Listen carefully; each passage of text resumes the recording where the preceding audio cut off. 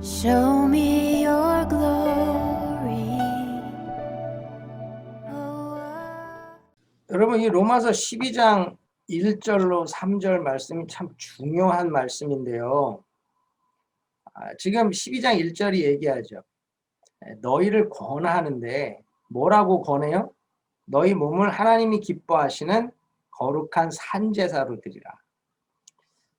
여러분, 제사는 제물을 산 거를 올려요? 죽은 걸 올려요?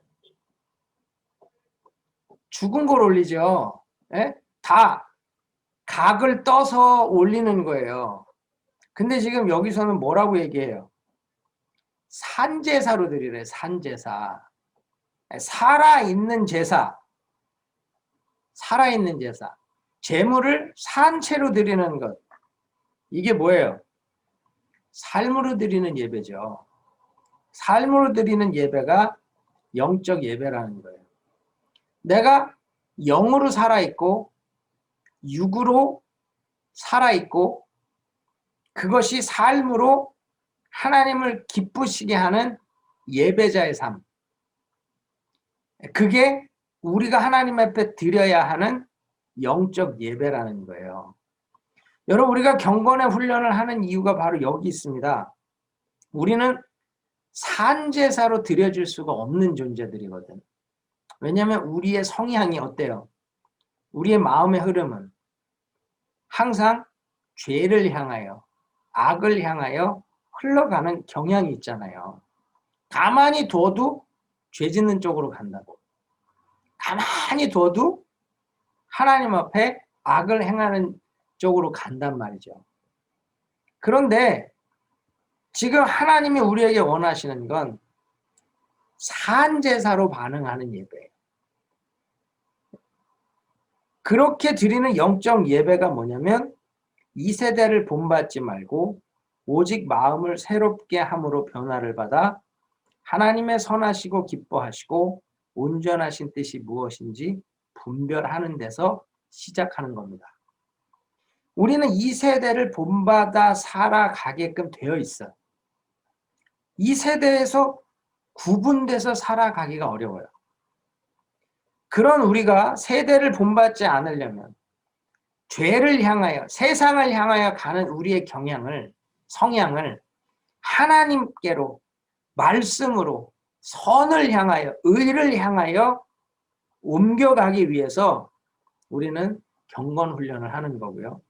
이 경건 훈련을 통해서 우리는 마음을 새롭게 함으로 변화를 받는 거예요. 마음을 새롭게 함으로 변화를 받아야 하나님이 기뻐하시고 선하시고 온전한 뜻이 무엇인지를 알 수 있는 겁니다. 여러분, 이 하나님 선하시고 기뻐하시고 온전하신 뜻이 무엇인지를 분별하는 것, 이것도 쉬운 일은 아니죠. 그런데 이걸 분별해도 선하게, 바르게, 옳게 살아가는 건 더 어려운 일이죠. 그러나 우리는 반드시 포기하지 않아야 되고 반드시 그렇게 살아가야 되는 거예요. 그래서 우리가 오늘 이제 지난주에 준비 기도에 대해서 배웠죠. 준비 기도가 끝난 다음에 우리가 해야 되는 건 뭐냐면 말씀을 읽는 거예요. 왜? 우리의 경건 훈련의 기초는 어디라고요? 성경이에요. 말씀이에요. 그래서 말씀에서 우리는 하나님의 뜻을 분별하는 것이고 말씀에서 하나님의 음성을 분별하는 것이고 우리는 말씀이 인도하는 대로 삶을 살아갈 때 진실로 하나님의 거룩한 결과가 우리의 삶에서 나타나는 거죠. 근데 말씀 읽기를 할 때 참 중요한 게 뭐냐면 3절 말씀입니다. 내게 주신 은혜로 말미암아 너희 중 각 사람에게 말하노니 마땅히 생각할 그 이상의 생각을 품지 말고 오직 하나님께서 각 사람에게 나눠주신 믿음의 분량대로 지혜롭게 생각하라. 여러분, 뒤에서 다시 나누겠지만 우리가 항상 마땅히 생각할 그 이상을 품지 않는 것, 그 이상을 생각하지 않는 것, 이게 참 중요한데 참 어려워요. 우리가 뭐 일상생활 속에서도 그렇잖아요. 이 집사님 오늘 얼굴 너무 좋네요. 그러면 감사합니다. 그럼 되잖아. 마땅히 생각할 그 이상을 품으면 어떻게 돼? 살쪘나? 내가 달떴나? 저 사람이 왜 나한테 이렇게 얘기를 하지? 꼭 쓸데없는 생각, 마땅히 생각해야 될 그 이상을 생각하면서 문제가 돼요. 집사님 얼굴 너무 좋은데 저게 지금 날 또 놀리나? 또 시비를 거나? 아니 그게 아니잖아. 그런데도 사람은요 마땅히 생각할 그 이상을 생각하면서 꼬이기 시작하는 일이 많아요. 성경도 마찬가지입니다. 내가 마땅히 생각할 그 이상을 생각하지 않아야 되는데 그 이상을 생각하면서 잘못된 해석이 나오고 잘못된 방향이 잡히고 잘못된 길로 가는 일들이 생겨요. 그래서 여러분 우리가 오늘 말씀 읽기를 하면서 꼭 기억해야 될 것, 내가 거룩한 산 제물로 드려지는 산 제사, 영적 예배를 위해 정말 이 경건의 훈련을 통해 이 세대를 분받지 않고 하나님의 뜻을 분별하고 그 분별하기 위해서 필요한 것이 마땅히 생각할 그 이상을 품지 않고 또한 믿음의 분량을 따라 지혜롭게 생각해야 된다라고 하는 이 기준 안에서 우리가 말씀 읽기를 어떻게 하고 어떻게 묵상해야 되는지를 우리가 좀 살펴보려고 합니다. 여러분, 말씀 읽기는 가장 중요한 부분인데도 불구하고 가장 무시되기 쉬워요. 그 가장 무시되기 쉽기 때문에 온전한 큐티가 안 되는 겁니다. 여러분, 말씀 읽기가 무시되면 큐티는 온전해질 수가 없어요. 우리는 항상 그래서 말씀이라고 하는 것을 어떻게 정확하게 읽을 거냐, 어떻게 바르게 읽을 거냐, 그리고 읽은 말씀을 어떻게 바르게 생각하고 마땅히 생각할 그 이상을 생각하지 않고 성령이 주시는 믿음의 분량을 따라 지혜롭게 생각할 것인가를 고민해야 된다는 거죠.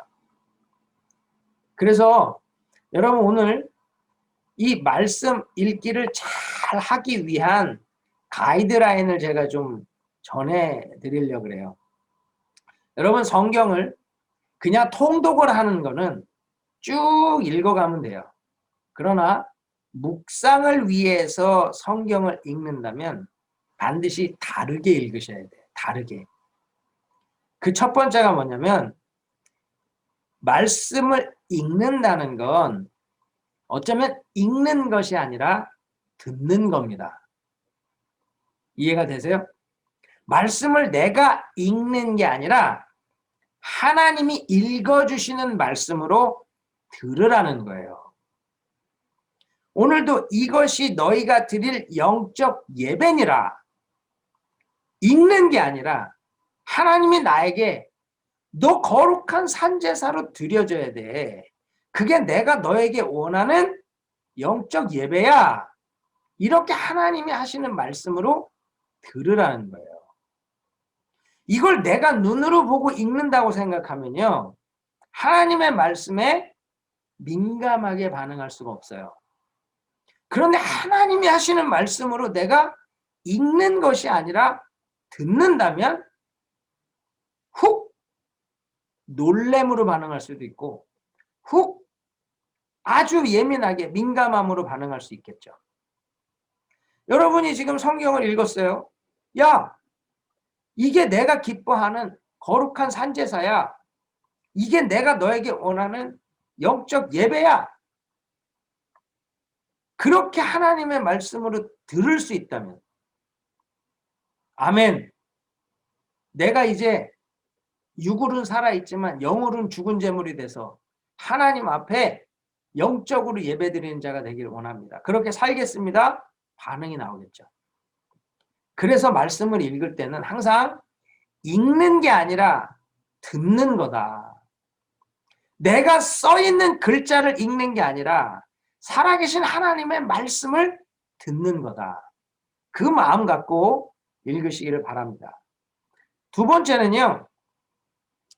내가 읽어야 되는 전체 내용을 내가 이야기하듯이 한번 재구성해 보는 게 중요하다는 거예요. 무슨 말인지 이해가 되세요?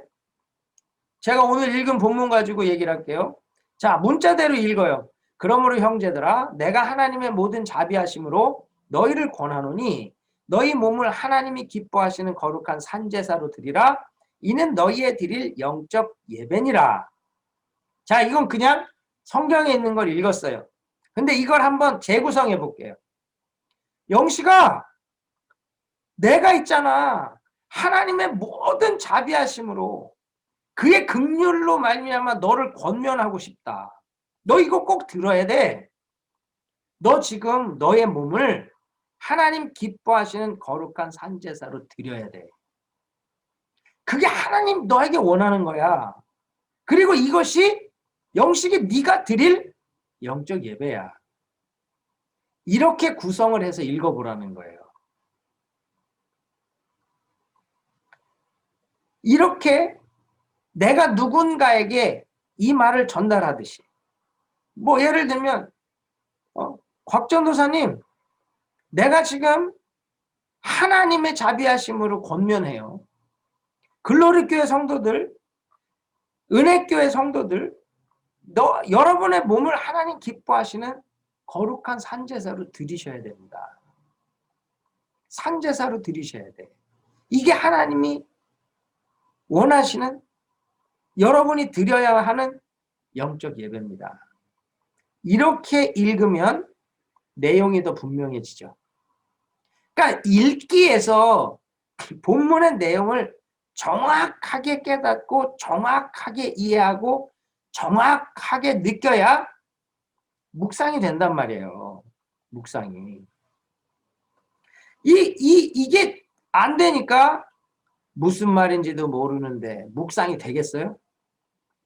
무슨 말인지도 모르는데 이게 하나님의 음성으로 들려지겠습니까? 안 되죠. 절대 될 수가 없는 거예요. 그렇기 때문에 먼저는 읽는 게 아니라 듣는 거다. 여러분 이걸 이해하시고 또한 정말로 말씀을 재구성해서 생생하게 느껴지고 생생하게 전달될 수 있는 방법으로 한번 다시 바꿔보는 거예요. 통독은 그럴 필요가 없어. 쭉 읽어나가니까. 그러나 통독이 아닌 묵상을 위한 성경 읽기는 반드시 아주 살아있고 분명하게 전달되고 전달받을 수 있을 만큼 재구성해보는 게 필요하다는 거죠. 세 번째는 오늘 본문 같은 거는 어렵지 않아요. 묵상이.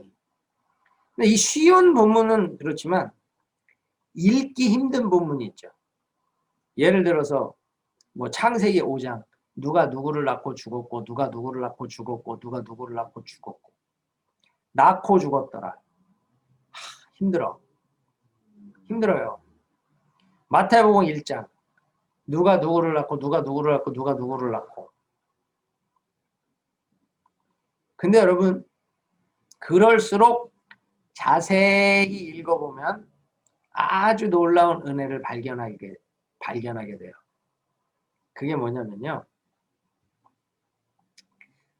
5장 낳고 죽었다. 핵심이 뭘까? 낳았다일까요? 죽었다일까요? 죽었다예요. 창세기 5장의 핵심은 죽었다예요. 죽음의 족보예요. 죽음의 족보. 근데 마태복음 1장은 어떨까? 낳았다예요. 낳았다. 낳았다가 뭐예요? 생명의 족보예요. 생명의 족보. 죽음의 족보와 생명의 족보의 차이. 그러나 공통점이 있어. 창세기 5장에 죽음의 족보가 주는 의미는 뭐예요? 예수가 필요하다는 거죠. 누구도 죽음을 벗어날 수 없기 때문에. 예수가 필요하다는 거예요. 마태복음 1장은 맨 끝에 누구를 놔요? 예수를 놔요. 예수만이 생명이라는 거지. 그런 거예요. 그래서 우리가 본문이라고 하는 게 참 읽기가 어렵고 해석하기도 어려운 부분들도 있지만 자세히 주의해서 읽어보면 말씀 안에 아주 기가 막힌 단어 하나에서, 이름 하나에서 은혜를 발견하게 된다는 거죠. 그걸 찾아내는 것이 중요해요. 그렇기 때문에 여러분들이 전체적으로 읽는 게 아니라 듣는 거고 정말로 쉽게 이야기하듯 재구성해 보시고 작은 단어 하나의 의미를 발견할 만큼 주의해서 읽어보면 그날 그날의 본문에서 하나님이 우리에게 주시는 놀라운 은혜를 발견해 갈 수 있는 겁니다. 하워드 핸드릭스라고 하는 아주 유명한 학자가 있어요. 그분이 이 성경을 읽는 것에 대해서 8가지 조언을 해주거든요. 조금 더 디테일하게 한번 이 8가지를 살펴보면서 여러분들이 성경 말씀을 묵상할 때 어떻게 말씀을 읽을까, 거기에 대한 도움을 얻을 수 있길 바랍니다. 첫 번째는 처음 읽는 것처럼 읽으라는 거예요. 처음 읽는 것처럼. 여러분, 익숙함이라고 하는 건 무시를 불러오거든. 그렇죠? 여러분, 나사로가 살아났어.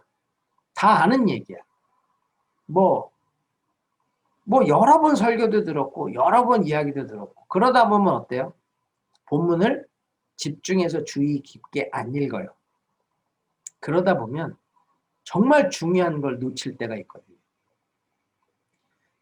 여러분, 우리 안에는 성경에 대한 선입견들이 있거든요. 다니엘서에 보면 느부갓네살이 꿈을 꾸죠. 그리고 나서 박수와 술객과 점쟁이들을 다 불러놓고 내가 꾼 꿈이 뭔지를 알아내고 그 꿈에 대해서 해석을 하라고 얘기해요. 그때 우리는 기본적으로 갖고 있는 생각이 뭐죠? 느부갓네살이 꿈에 대해서 알려주지도 않고 해석을 하라는 억지를 부리는 것처럼 생각해요. 그렇죠? 근데 성경 자세히 읽어보세요. 느부갓네살은 꿈을 꿨는데 기억이 안 나는 거예요. 기억이 안 나. 그래서 그는 술사들에게 꿈과 그 해석을 나에게 알려달라고 얘기해요. 근데 우리 선입견으로 느부갓네살이 꿈에 대해서 말도 안 하고 그냥 그거에 대해서 해석을 하라고 했다라고 생각한다. 자세히 읽어보세요. 우리가 그래서 놓치는 일들이 많다는 겁니다. 여러분, 우리가 너무 익숙한 본문들 그냥 넘어가지 말고 그걸 처음 읽는 것처럼 읽어보세요. 그러면 더 큰 은혜가 있네요. 만약에 이게 너무 익숙해. 그래서 집중이 안 돼. 그럴 수 있잖아요. 뭐 물이 변하여 포도주 됐다. 너무 익숙해. 집중이 안 돼. 그러면 영어 성경을 읽어보세요. 그러면 완전히 새로운 것 같이 읽어질 거예요. 영어 성경을.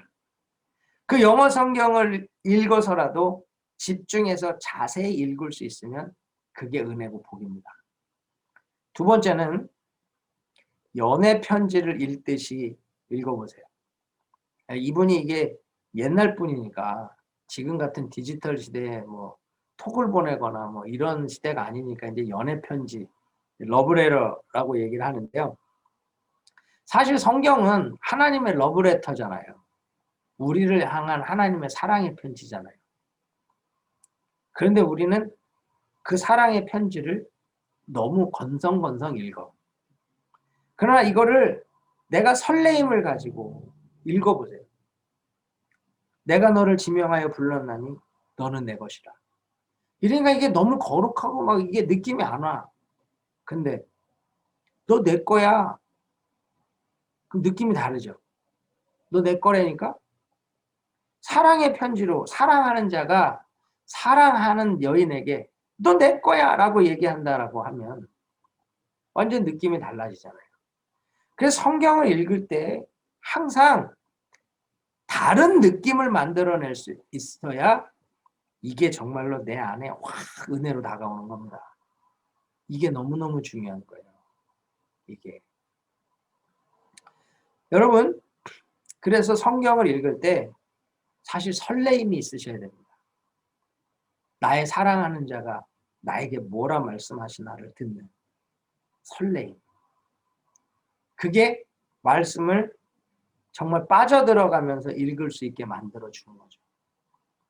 세 번째는 탐구하는 자세로 읽어야 돼요.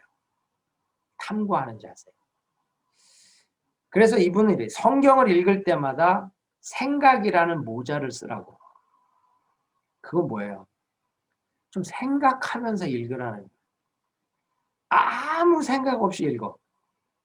성경을 생각 없이 읽으니까 더 중요한 내용을 발견을 못하고 더 중요한 내용을 깨닫지 못한다는 거예요. 생각하면서 읽는 거예요. 멍하니 읽지 마시고. 네 번째는 반복해서 읽으세요. 반복해서. 이 반복해서 읽는 게 참 중요한데 이 반복해서 읽는 것을 잘 안 해요. 그냥 한번 읽고 끝나면은 깊은 묵상이 안 됩니다. 진짜 반복해서 읽을 때 더 깊은 묵상이 되는 거예요. 특별히 여러 번역본을 가지고 읽는 것이 참 중요합니다. 여러 번역본. 한 영어 성경 4-5가지를 이렇게 보면 참 재밌는 표현들을 많이 번역본마다 다르게 번역해 놓는 내용들을 보면 참 재밌거든요. 그러면 내가 주의를 기울이지 못했던 단어도 발견하게 되고요. 내가 그렇게 별 관심이 없었던 단어가 확 들어오기도 해요. 이 참 재밌습니다. 야, 이 단어를 우리 한국어 성경은 이렇게 했는데 영어 성경은 이렇게 번역을 했네. 우와, 이게 이렇게 번역을 해놓으니까 새로운 인사이트가 들어오네. 그런 것들이 다른 번역본을 반복해서 읽으면서 얻을 수 있는 묵상의 소스가 되기도 하는 거죠. 5번째는 분석적으로 읽는 거예요. 분석적으로. 이 분석적으로 읽는다. 이제 뒤에 나중에 배우겠지만 관찰 질문을 던져가면서 읽는 거예요. 앞에서 탐구하는 자세랑 비슷하지만 이것은 질문을 던져가면서 내가 답을 찾기 위해서 질문을 던져가면서 읽어가는 거죠. 이게 이제 뒤에 관찰 질문에서 좀 자세히 다루면서 여러분들이 성경을 보다 묵상하기 좋게 읽어가는 방법을 또 알려드리도록 하겠습니다. 6번째는 기도하는 자세로 읽으라는 거예요. 기도하는 자세. 이 기도하는 자세로 읽는다는 게 뭐예요? 내가 성경을 읽어서 알 수 있는 게 아니거든요. 주석을 잘 해놨다고 그거를 읽으면서 이해가 되는 것도 아니에요. 여러분, 느부갓네살이 꿈을 꿨는데 해석이 안 돼. 그때 다니엘에게 물어봐요. 야, 너 안에는 거룩한 신들의 영이 가득하다. 그래서 너는 이거 해석할 수 있을 것 같아. 나에게 해석을 좀 알려다오. 똑같습니다. 우리가 느부갓네살이야. 성경이 꿈이죠. 해석이 안 돼. 난 이해가 안 돼. 그때 어떻게 해요? 다니엘, 거룩한 신들의 영이 가득한 자. 그게 누구예요? 거룩한 신들의 영, 성령이 가득한 자. 목사님이 될 수도 있고 성령 충만한 성도가 될 수도 있겠지만 성령이죠. 성령께 묻는 거예요. 성령께. 성령님, 이 본문이 이해가 안 됩니다. 해석이 안 됩니다. 무슨 말인지 안 들립니다. 그렇게 기도하는 마음으로 성령께 아뢰는, 성령께 구하는, 성령께서 알게 해달라고, 성령께서 해석하게 해달라고 구하는. 그때 성경이 풀어지고 말씀이 읽어지고 들려지고 묵상으로 되는 거죠. 그렇기 때문에 여러분 성경은 기도하는 마음으로 읽으셔야 돼요. 7번째, 묵상하면서 읽으세요. 이것도 뒤에서 다시 말씀드리겠지만 묵상이라고 하는 건 여러분 감기약을 먹으면 약 기운이 몸에 퍼지죠. 그래서 졸립기도 하고 약 기운이 퍼지면서 열이 내리기도 하고 약 기운이 퍼지면서 콧물이 멈추기도 해요. 똑같아요. 묵상이라는 게 뭐냐면 하나님의 말씀이 내 몸에 퍼지도록 하는 거예요. 말씀이 내 몸에 퍼지도록 하는 게 묵상이거든요. 머리로 깨달은 그 지식은 묵상이 아닙니다. 머리로 깨달은 건 머리에 머물 뿐이에요. 이게 내 몸으로 퍼지듯 삶으로 퍼져서 변화를 일으켜내야 돼요. 이게 진짜 묵상이거든요. 뒤에서 다루겠지만 그래서 말씀이 머리로가 아니라 머리로 깨달은 말씀이 가슴이 뜨거워지고 머리로 깨달은 말씀이 내 손과 발이 움직이게 만들 수 있도록 묵상하며 읽으라는, 이게 머리에서 가슴으로 내려오는. 마지막 8번째는 망원경 시각, 거시적인 시각, 거시적인 큰 흐름 안에서 전체 안에서 부분을 보는 것, 전체 안에서 가운데 흐름을 읽어내는 것, 이것이 성경을 읽을 때 굉장히 중요해요. 그래서 항상 접속사 같은 것들을 무시하지 마세요. 그러므로, 왜 여기서 그러므로가 나오나가 전체를 이해하게끔 돕는다는 거예요. 왜냐하면 이런 접속사 같은 것들을 주의하면서 읽으셔야 되고, 그로 인해서 이 전체 안에서 부분을 이해하고 또 그 흐름 속에서 더 귀한 은혜를 발견해낼 수 있는 겁니다. 그래서 여러분 성경을 지금까지 건성건성 읽었다면 이 8가지의 방법을 한번 생각해 보면서 자세히 한번 읽어보시고, 그렇게 읽기가 되어져야 그 다음 묵상으로 넘어갈 수 있다는 걸 기억하세요. 많은 사람들이 성경을 대충 읽고 묵상을 하려고 그러고 성경은 후루룩 읽고 주의 음성이 뭐냐를 분별하려고 하니까 이게 안 되는 거예요.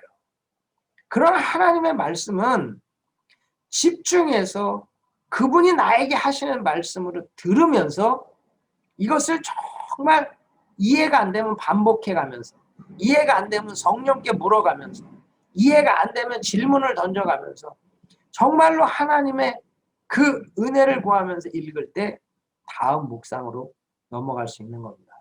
그래서 여러분 성경을 잘 읽으시고 그 읽음을 통해서 다음 단계로 넘어갈 수 있는 준비를 하시기 바라요.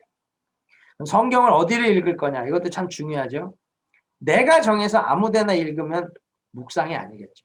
그래서 제가 뭐 반복해서 얘기하지만 그냥 큐티 교재를 사용하시라고.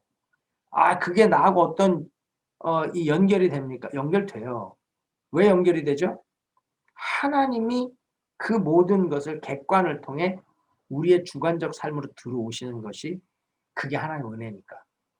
그래서 어떤 거든 교재를 정해서 사용하시고 한 교재를 가지고 계속 묵상해 나가면 여러분들에게 정말 귀한 은혜가 임할 겁니다. 여러분 성경을 읽는 것, 그 다음에 중요한 게 뭐냐면 해석이죠. 그렇죠? 여러분 성경 해석하기라고 하는 걸로 하자면 뭐 이건 말도 안 되는 거고, 여러분이 큐티에 필요한 말씀 묵상을 위해 필요한 성경 해석의 원리라고 하는 것만 잠깐 말씀드릴게요. 왜냐하면 성경을 읽고 성경이 해석이 돼야 그 다음 묵상이 될 거 아니에요. 성경은 읽었는데 해석이 안 돼. 성경은 읽었는데 해석을 못 해. 그러면 이게 어떻게 접근이 되고 묵상이 되겠어요? 여러분, 성경 해석의 원리의 가장 중요한 건 믿음과 성령입니다. 믿음과 성령. 여러분, 이 믿음이라고 하는 것, 우리 오늘 본문에서도 읽었잖아요. 로마서 12장 3절. 내게 주신 은혜로 말미암아 너희 중 각 사람에게 말하노니 마땅히 생각할 그 이상의 생각을 품지 말고 오직 하나님께서 각 사람에게 나눠주신 믿음의 분량을 따라 지혜롭게 생각하라. 여러분, 우리는 성경이 맞냐 틀리냐를 위해서 읽는 게 아니죠. 성경이 옳으냐 그르냐를 분별하려고 읽는 게 아니라고요. 이것대로 살아야 되냐 아니냐를 고민하려고 읽는 게 아니라 이 진리의 말씀을 내 삶에 어떻게 적용할까를 고민하기 위해 읽고 묵상하는 거예요. 그렇다면 성경은 반드시 믿음이라고 하는 것, 나의 믿음에 유익함을 주기 위함이라고 하는 기준 가지고 성경을 해석해야 돼요. 그리고 이 성경은 사람으로 해석할 수 있는 게 아니잖아요. 성령이 온전히 우리를 빛 가운데로 인도하는 거예요. 그래서 믿음과 성령이 이 성경을 적절하게 해석을 해줄 수 있는 아주 필수적인 요소라는 거죠. 그래서요, 성경이요, 이건 예수 그리스도로 말미암아 거듭난 영적으로 살아있는 사람들만이 이 책을 해석할 수 있습니다. 믿음이 없으면 이해도 안 되고요. 믿음이 없으면 이 말씀을 해석할 수가 없어요. 그래서 여러분 항상 믿음으로 말씀을 접근하고 말씀을 해석하시길 바라고요. 두 번째는 이 성경이 무엇을 말하는지 또 어떤 의미인지를 알기 위해서는 저자, 성경의 저자와의 인격적 관계를 가져야 돼요. 이게 무슨 말인지 뒤에서 다시 설명하겠지만 여러분, 하나님과 나와의 인격적 관계가 있어야 성경이 해석되고요. 그분이 이끄시는 대로 순종해 갈 수 있는 거예요. 성경이 나에게 무엇을 말씀하시는지, 하나님이 나에게 무엇을 말하고 있는지 그분과의 인격적 관계 안에 들어가지 않으면 해석 안 됩니다. 풀어지지 않아요. 그래서 이것은 항상 내가 영으로 살아 있어야 되고 하나님과의 관계 안에 들어가야 믿음과 성령으로 성경이 해석돼요. 또한 성경은 성경으로 해석하셔야 됩니다. 성경은 최고의 주석이에요. 우리가 성경을 성경으로 해석하지 않으면 실수를 범하죠. 그래서 구약으로 신약을, 신약으로 구약을 읽고 해석할 수 있으면 최고예요. 구약과 신약은 서로 짝을 맺고 있기 때문에. 그 다음에 여러분, 개인의 경험으로 성경을 해석하면 안 됩니다. 성경으로 개인의 해석을, 개인의 경험을 해석할 수 있어야 돼요. 많은 사람들이 내 경험으로 성경을 자꾸 해석하려고 그래요. 오류가 생기죠. 우리는 성경으로 내 경험을 해석해야 되는 거예요. 내 꿈을 꾸었어요. 그 꾼 꿈을 성경에다 갖다 맞추면 안 돼. 느부갓네살의 꿈을 다니엘이 하나님의 말씀으로 해석하듯이 우리는 우리의 경험을 하나님의 말씀으로 각주를 달 수 있어요. 그게 진짜라는. 그래서 여러분, 성경을 여러분이 이해하기 위해서 제가 책으로 설명을 하면, 여러분 책이라고 하는 건 항상 저자가 있잖아요. 저자. 그렇죠? 소나기. 황순원이라는 저자가 있잖아요. 그렇죠? 똑같이 모든 책에는 저자가 있듯이 성경도 저자가 있어. 근데 그 저자는요, 책을 그냥 쓰는 게 아니잖아요. 분명한 목적을 가지고 쓴단 말이에요.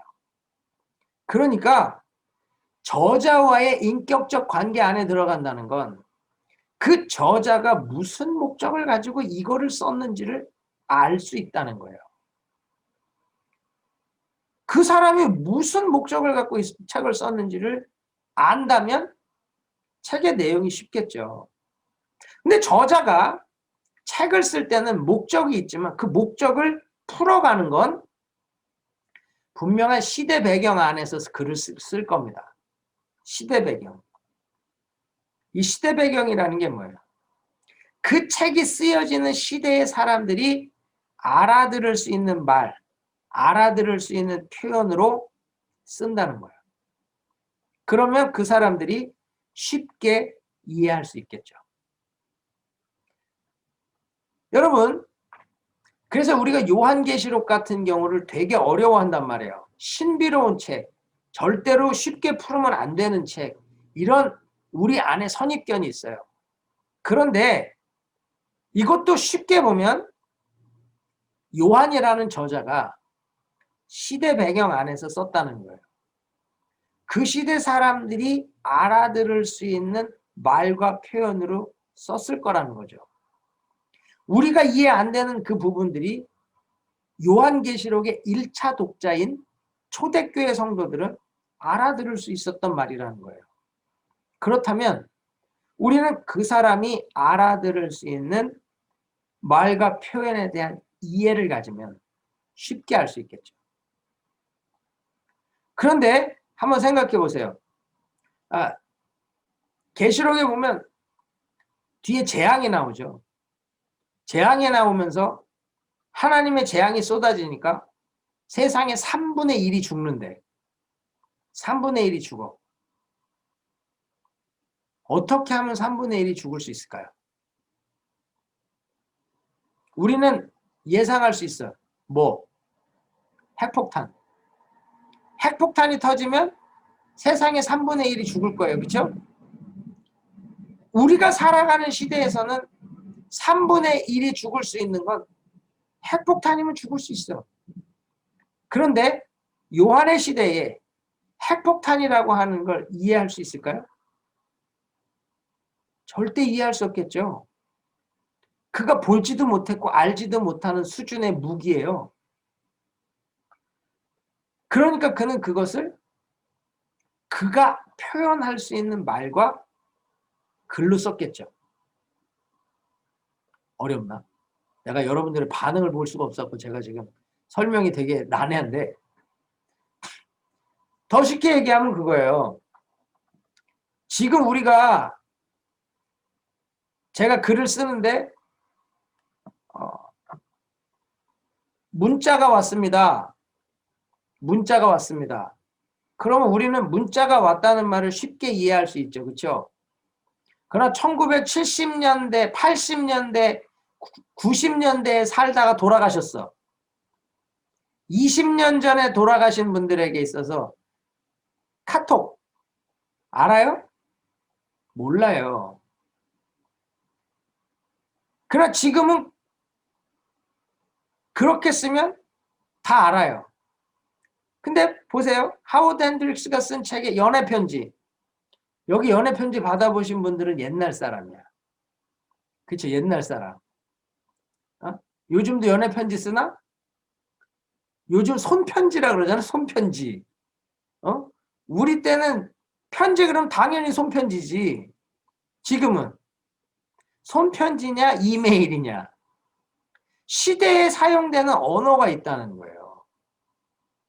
그래서 항상 저자를 이해할 때는 글의 목적과 시대 배경에 대한 이해가 있으면 더 풍성하게 읽을 수 있는 겁니다. 그리고 저자가 있으면 책이 있잖아요. 예레미야가 있으면 북 오브 예레미야가 있는 거예요. 그렇죠? 예레미야라는 저자가 북 오브 예레미야라는 책을 쓴단 말이에요. 그 책 안에는 저자가 쓰고 싶은 생각, 가치관, 세계관, 인격이 다 담겨 있겠죠. 그 안에도 똑같이 저자가 살아가는 시대 배경에 시대 정신이 담겨 있다는 거예요. 시대 정신. 예레미야 때는 나라가 지금 위기 가운데 애굽과 손잡으면 안 된다. 바벨론과 손잡아야 된다. 아니 바벨론을 버리고 애국과 손잡아야 된다. 이 충돌과 시대 정신이 있다는 거죠. 그래서 성경을 읽을 때는 시대 배경, 시대 정신을 이해해야 돼요. 그러면 성경을 해석하기가 참 쉬워져요. 이해가 쉬워진다고. 근데 우리가 그런 배경들에 대한 이해가 없으니까 어려운 거예요.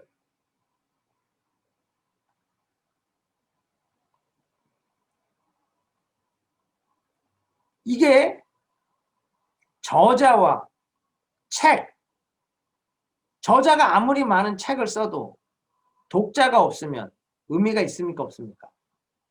의미가 없어요. 그러니까 독자들은 책을 읽으면서 뭐 하는 거예요? 저자가 무엇을 말하고 싶은지를 들을 수 있어야 되고, 저자가 무엇을 말하고 싶은지를 깨달아야 되고, 저자가 무엇을 전달하고 싶은 마음인지를 느껴야겠죠.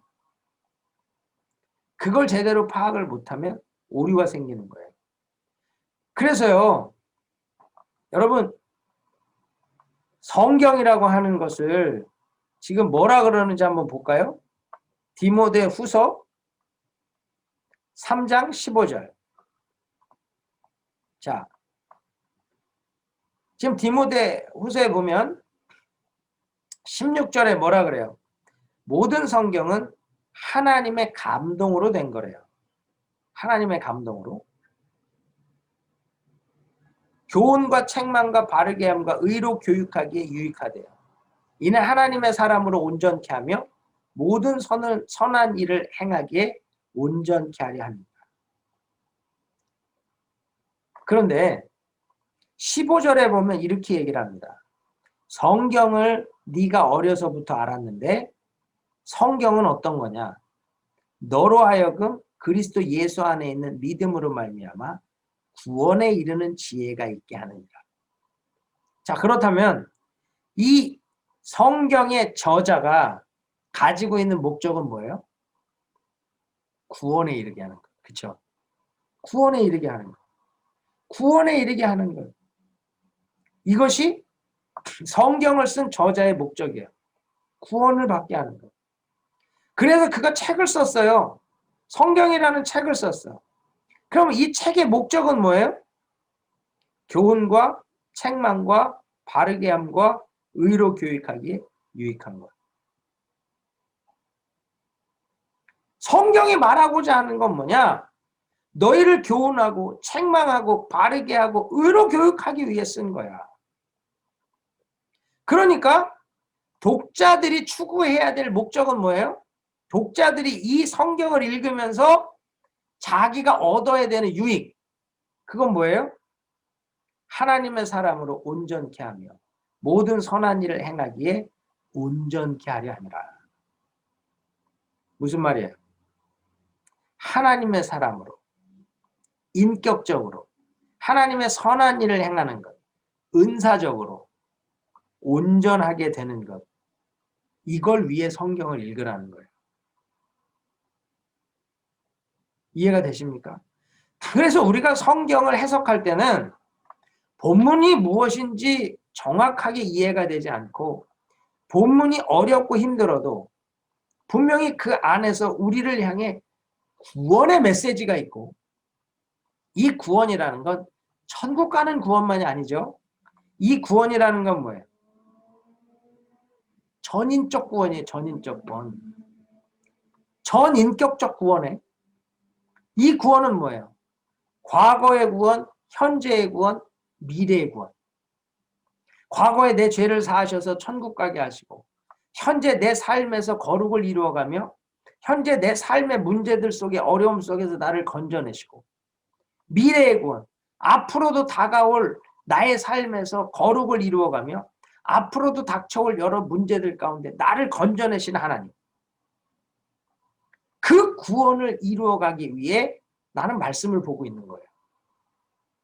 나는 그 구원을 이루기 위해 오늘도 성경을 읽고 묵상하고 있는 거예요. 그러니까 항상 성경을 해석할 때는 나에게 주시는 교훈이 무엇이냐, 나를 책망하는 것이 무엇이냐, 나를 바르게 하려는 것이 무엇이냐, 도대체 나를 의로 교육하기 위한 것이 무엇이냐, 이걸 중심으로 해석하고 받아들이는 거예요. 이걸 중심으로 물어보고 답을 찾아가는 거예요. 그러면 결론적으로 어떻게 적용해요? 내가 하나님의 사람으로 어떻게 온전하여질 것이냐, 하나님의 사람으로 어떻게 온전해질 수 있나,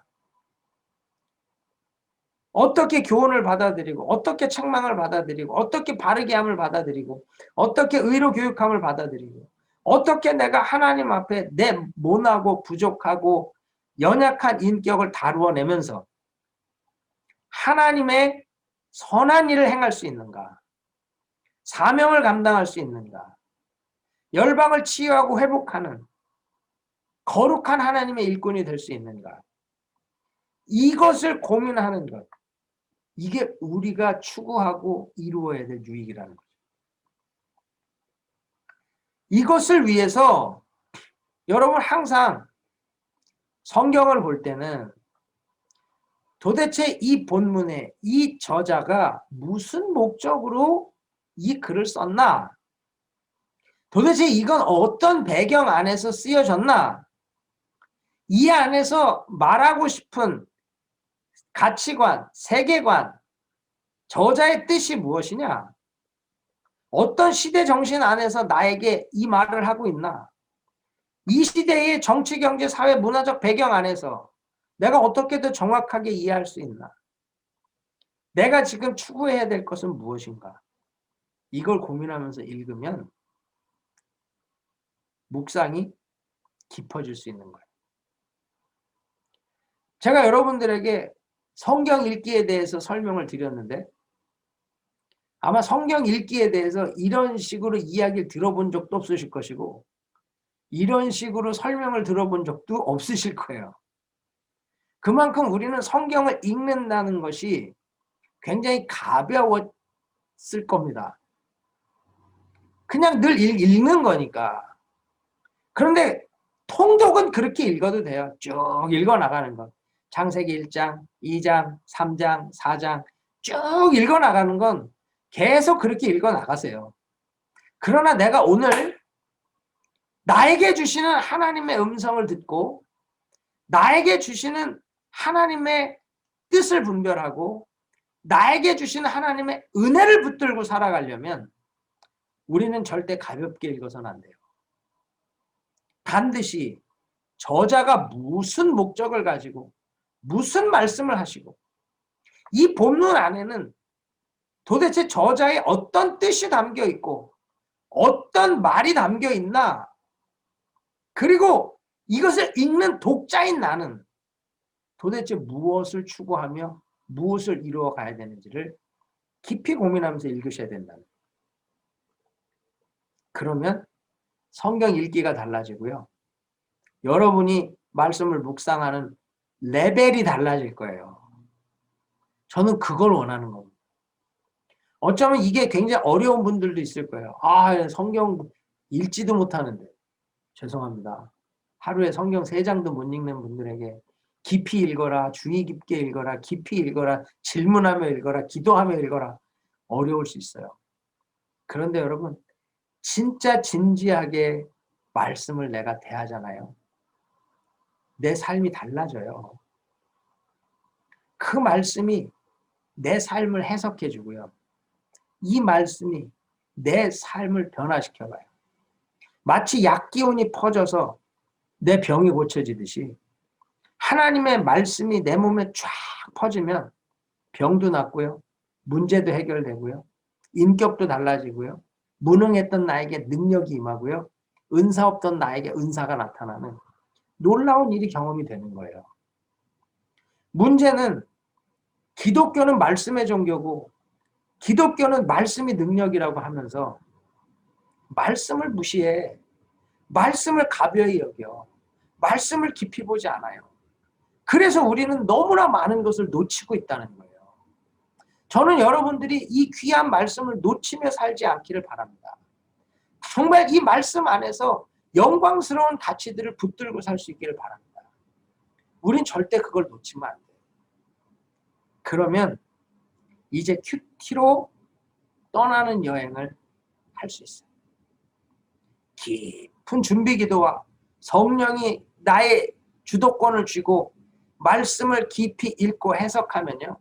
그 다음부터 하나님이 어떻게 묵상하고 어떻게 적용을 해서 어떻게 열매를 맺을 수 있는지로 우리를 이제 안내하고 우리는 그 엄청난 은혜를 누릴 수 있는 거예요. 그래서 이 준비 기도와 말씀 읽기라는 게 여기서부터가 시작인데 기도도 안 해. 건성건성 읽어. 그러면서 묵상을 하고 그 말씀이 내 안에 역사하는 걸 보려고 하니까 이게 안 되고 어려운 거예요. 그러나 여러분 이제 한번 해보세요. 하실 수 있어요. 그래서 제가 이렇게 설명을 하니까 이제 왜 그 스페이스 팻 그렇게 해야 되는지 이해가 되세요? 말씀을 읽으면서 스페이스 내가 고백해야 될 죄가 뭐냐? 거기서부터 쭉 하나하나가 말씀 안에서 교훈과 책망과 바르게 함과 의로 교육하기에 유익한 이 책을 통해서 내가 그것을 통해 하나님의 온전한 인격의 사람, 하나님의 선한 일을 하는 능력의 사람이 될 수 있다는 것. 그게 묵상이에요. 그러니까 여러분들이 정해서 가는 큐티 교재를 가지고 성경을 오늘 말씀드린 대로 깊이 자세히 반복해서 질문하면서 기도하면서 성령의 주도권 가운데 읽어가며 해석하면 큐티가 달라질 거예요. 한번 계속 해보세요. 그리고 나누세요. 나눠야 이렇게 묵상 저렇게 묵상 이렇게 적용 저렇게 적용을 다른 사람을 통해서도 배울 수 있는 거예요. 근데 체면 문화 때문에 나는 묵상이 잘 안 돼서 나는 이게 부족해서 그래서 나누지 않으면 절대로 깊어지질 못해요. 나누면서 배우는 거예요. 부족함 가운데 배우는 거지. 누가 뭐 처음부터 잘하는 사람이 어디 있어. 그렇게 해 나가시면 여러분들이 정말 주 안에서 좋은 결실을 맺게 될 줄 믿습니다. 여러분 이번 한 주간 깊이 기도하시고 정말로 깊이 말씀을 읽으시면서 정말 묵상으로 떠날 수 있는 거룩한 준비를 하실 수 있길 바랍니다. 분명히 하나님께서 여러분들에게 놀라운 은혜 주실 줄 믿습니다.